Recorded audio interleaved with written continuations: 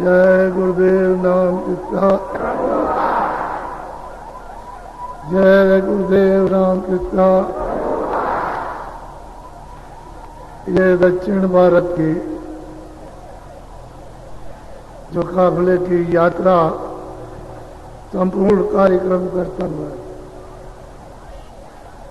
और यहाँ कानपुर के मैदान में आपके 7 मई और आप सब जो आए हुए श्रद्धा लेकर सद्भाव लेकर उनकी तरफ से जितने भी छोटे बड़े कौमियत के लोग, जात पात का कोई भेदभाव नहीं, वो सब के सब आए हुए प्रेम के साथ, बर्ताव के साथ, उन सब की तरफ से आज वो काफिले का समापन हो रहा है।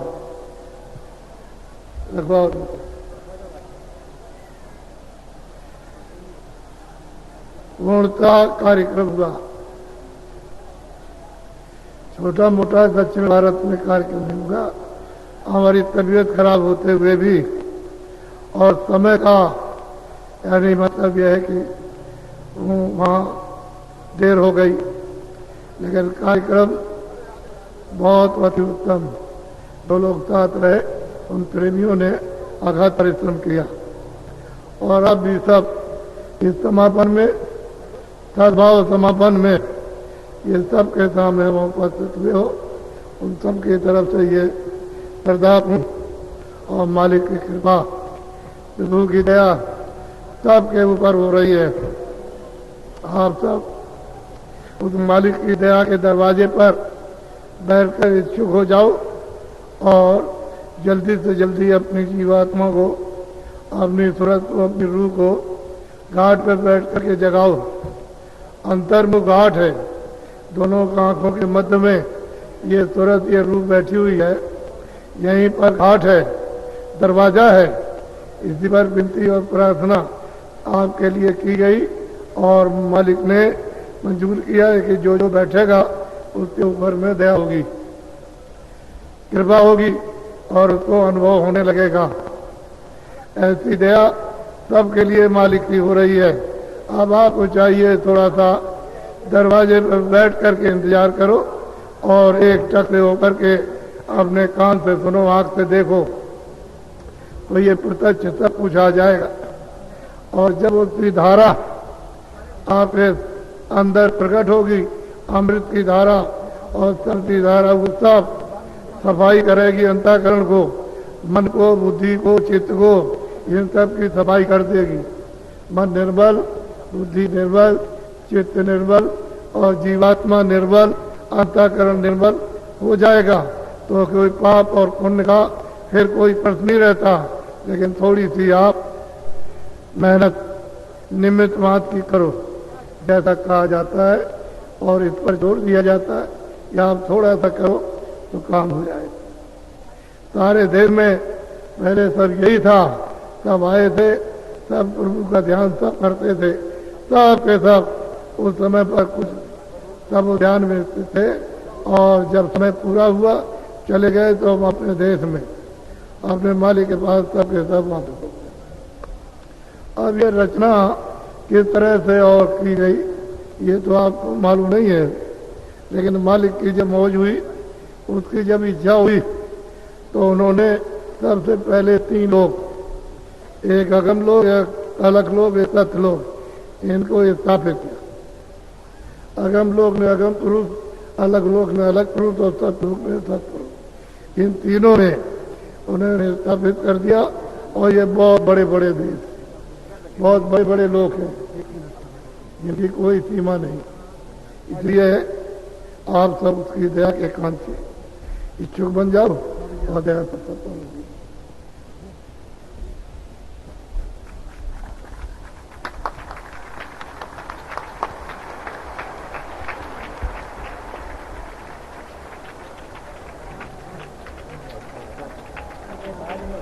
ये प्रेमी है गोपाल सिंह जी, ये आते रहते हैं, आपको मालूम है। तो यह भी पहुंच गए, आ गए।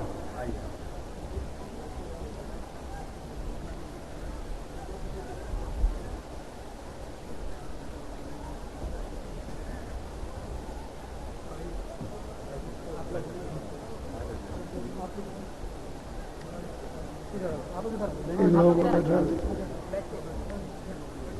बैठा दी,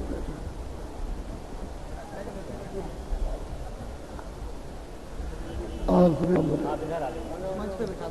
सब किताब इधर आओ।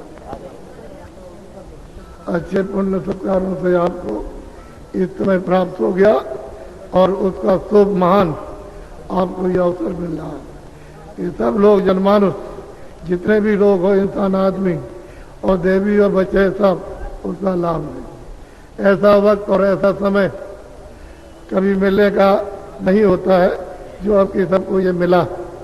इसलिए हम तो बहुत छोटे आदमी, बहुत छोटे, आप हमारी तरफ मत देखो, लेकिन मालिक की दया और कृपा के आप उसको समझो कि वो कितना बड़ा और कितना समृद्ध है। सतलोक से सतपुरुष ने ये सारा विस्तार किया, उनके यहाँ से एक आवाज चली और उसने तमाम ये मंडल रचते हुए पहले से तैयार कर दिए। जब ये पहले बन गए तो उन्होंने 16 यानी वहाँ की जीवात्माओं को, बच्चों को कहा कि देखो तुम यहाँ आओ, हम तुमको नीचे बेचेंगे कि हमने क्या बना के तैयार किया, तुम देख आओ। तो वहाँ से कोई आना तो चाहता नहीं, क्योंकि वहाँ तो पूरा आनंद है, वहाँ कहीं दुख का नाम और निशान भी नहीं है और मालिक का दर्शन और रोशन होता है। तो अगर जो आपका आदेश होगा तो उन्होंने अपनी आवाज़ पर उतारा कि जाओ तीन, तो 16 को उतारा, 16 गांठें लगा दी और एक एक गांठ पर सबको बैठा दिया, एक एक स्थान पर, एक एक मुकाम पर सबको ला करके बैठा दिया। तो उन्होंने देखा कि ये सब बना तो है, लेकिन ये क्या ढांचा है, नक्शा है, ये कुछ है तो नहीं है। जब हम अपना प्रकाश समेटते हैं सब अंधेरा है, और जब प्रकाश को फैला लेते हैं अपना तो ये सब दिखाई देता है। तो ये सब ढांचा बना है, इसमें तो कुछ है नहीं। हम अकेले आए, 16 को भेजा है, वो तो यहाँ देख रहे और बाकी यहाँ तो कोई आया नहीं। तो इन्होंने बहुत समय के बाद बहुत इंतजार किया कि और कुछ दिखाई देगा और कुछ समझ में आएगा, कुछ नहीं, अंधेरा और अकेले अपने अपने स्थान पर बैठे।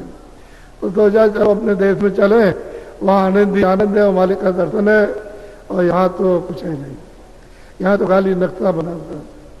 तो अकेले क्या रह के करेंगे। तो वापस होने को जब हुए तो इनको रास्ता नहीं जाने का, आने का रास्ता दिया है, जाने का नहीं। अब इन्होंने सोचा कि मालिक ने आने का तो रास्ता दिया, लेकिन वापस लौटने का तो रास्ता नहीं। तो मालूम ऐसा होता है कि हमको देश से निकाल दिया, देश से अलग कर दिया।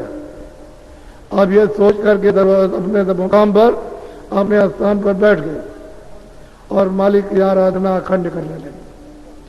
ये सब के सब, और कितने युग, कितने कल्प बीत गए इनकी आराधना करते करते, तब मालिक खुश हो गया।